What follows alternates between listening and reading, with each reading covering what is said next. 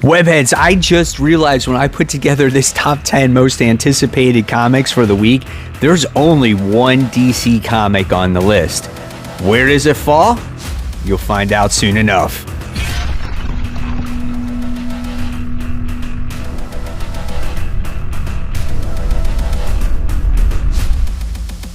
Hey, all my webheads out there, welcome back to Comic Book Corner 2.0. And fans, I am your host, Mike Spider Slayer, always helping you make decisions on what comic books to buy. And today, guys, I am bringing you my top 10 most anticipated comics for January 12th, 2022. That's right, guys, it's never too early to start that pull list for next week. And hopefully this list does help you make decisions on what comic books to buy. And guys, before we jump into it, I just want to give a quick shout out to today's sponsor, which is MutantBeaverComics.com. Guys, they are the worldwide leader when it comes to exclusive comic book covers. They have over 1,000 in their store. They provide worldwide shipping, the best shipping packaging there is out there. And let me tell you, there's some awesome, amazing Spider-Man exclusives out there right now. You're going to want to check them out. It's Amazing Spider-Man issue 88. It is their In-Huck Lee and a Tyler Kirkham on there. So if you guys want to go on to MutantBeaverComics.com, you guys can use my promo code Corner10. Get those exclusives before they sell out. So guys, thank you so much. All right, guys, so let's move on to the hot seat. And the hot seat book that we're talking about today is going to be Daredevil, Woman Without Fear. Now, I loved Elektra as Daredevil in the Daredevil run, and Chip Zdarsky has done such a great job with the series, and now we have Devil's Reign all over the Marvel Universe. Now, I'm going to be very weary when it comes to all these tie-ins when it comes to Devil's Reign. So, and Elektra is no different. Even though I do think she is a badass character and she's worthy of this, mini series, or while this series is going on during the event, we don't know how well the story is going to be written. But I am optimistic about it, so I'm probably definitely going to pick it up. But again, if it's not that great, I won't hesitate to drop it either. This book is 28 pages and this one is $4.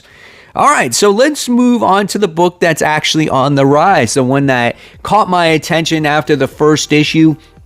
And this one winds up going to King of Spies. This is issue 2. This one is done by Mark Miller, whatever you want to call the dude. I thought the first issue was actually really well done. We get this spy who is past his prime, right? And he finds out that he has some type of brain cancer. He only has, I think it was a year to live, 6 months healthy, I think he said. And he wants to go out on one last mission and spill the beans on everybody that has done him wrong, or whatever the case may be. The first issue was very interesting. The artwork was absolutely gorgeous. I love the main character here, and he just wants to he just wants to get his life back on track before he dies. It just figures that right before he decided to get his life on track is when he wound up getting sick. So interesting concept for a story. Had pretty good action there. Looking forward to it. 32 pages. This one's $4. Let's officially kick off this countdown with number 10, just like every week that it is.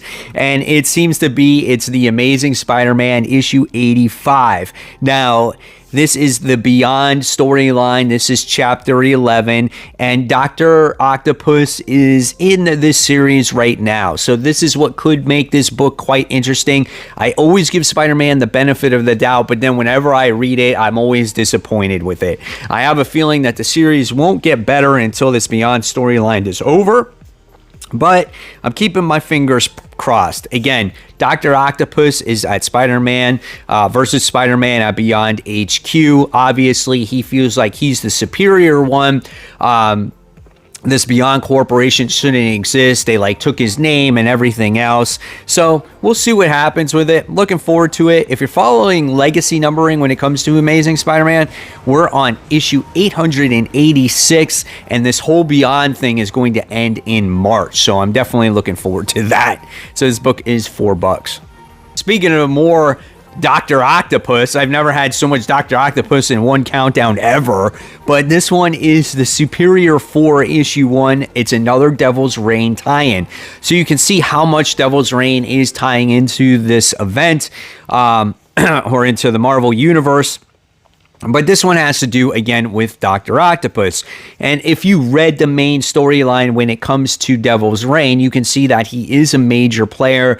He has captured the Fantastic Four. They're currently in jail. And he has taken possession, I think, of the Forever Gate. Is that what it's called? So he has access to anything and everything that there is out there, which could make for a quite interesting story. And if done right, it could change things in the Marvel Universe. So I'm curious to see what he's going to do with the multiverse, and this could be a fun tie-in here.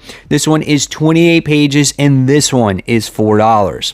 Next, we move on to number 8 on the list, and this one goes to Knighted issue 3, done by AWA Upshot Studios. Greg Horowitz is the writer of this, and this story has been fun. This is a combination of Batman and Spider-Man together. It's like you got the individual is like a Peter Parker persona, and then the hero is more like a Batman persona, and you mash them up together. And this guy's name is Bob Ryder, and he has basically become the next Batman. They call him the Knight. He kind of screwed things up, and now he has to fix things. So he's agreed to become the Knight, the problems that he's caused, and maybe in hopes to help, I think it's his niece or his nephew, get a cure for cancer. So I thought it's a great story. It's a lot of fun seeing this guy try to become a hero, and he's really not a hero. It's so cool. AWA Upshot's got some great comic books. Definitely, guys, if you have not read any of their books, go to your local comic book shop, request some of them to be put on your pull list. This is one of them. Of course, I know I had Crimson Cage was another one that was really good. Hotels is another good one. There's just quite a few of them. You know, Fight Girls was really nice. So go ahead, check them out. This particular issue is $4. Next, we move on to number 7, and number 7 is the conclusion to the miniseries of Darkhawk. Now, I think this version of Darkhawk has been really well done. This is a next generation for the younger audience out there. You can definitely tell by the tone of the book and what the boy is going through. It's a modern day comic. He teams up with Miles Morales, who is a very popular character in the Marvel Universe, and they try to make this kid really relatable with the everyday challenges, especially if you had everything in life and then you just lost it. The boy is dealing with MS, and now he's teaming up with Miles Morales and Captain America for the first time and defeating a Hydra agent, which is really a lot of fun. This is a great book, and I'm hoping enough people bought this to get this character maybe in the mainstream once again. So hopefully people got attached to it and they'll enjoy this. So this is 28 pages, and this one's $4. Next, coming in at number 6, we have Spider-Woman issue 18, another Devil's Reign tie-in.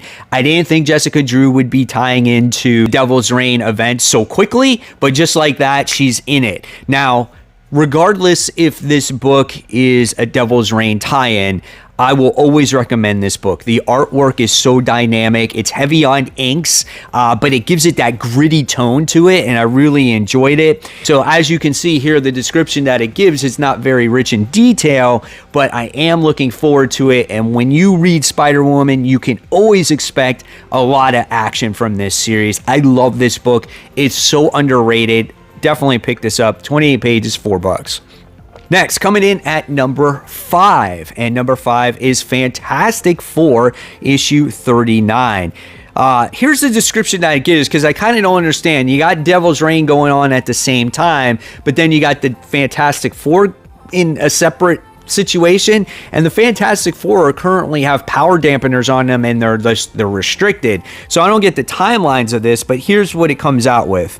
A day of reckoning is coming for both the Marvel Universe and the Fantastic Four. But first, Mr. Fantastic and the Invisible Woman must survive a very personal family crisis. Guest starring She-Hulk, which is a plus, and the TVA, the Watcher, and Nick Fury. So it sounds like a fun issue.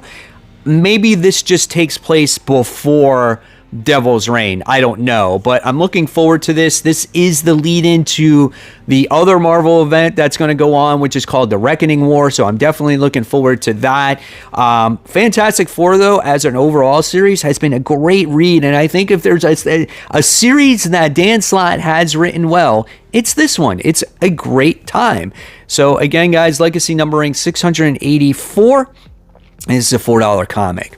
Coming in at number 4, we have the next Spawn book that is being released by Todd McFarlane, and this is the last one. This is the team-up book called The Scorched. Now, this is issue 1, and this is an Avengers-esque type of book, but when it comes to all the Spawn characters. Now, this seems like this could be a lot of fun, and I'm definitely looking forward to it. It has the characters of Spawn, Redeemer, Gunslinger, Medieval, Spawn, and She-Spawn. So whatever adventures that they go on together, I have no idea. And there's promise to be more heroes on this team as the time goes along. Now, it's a extra sized issue. The first issue is going to be $6, but don't worry, Spawn fans. The issues after that will be $2.99. Definitely looking forward to it.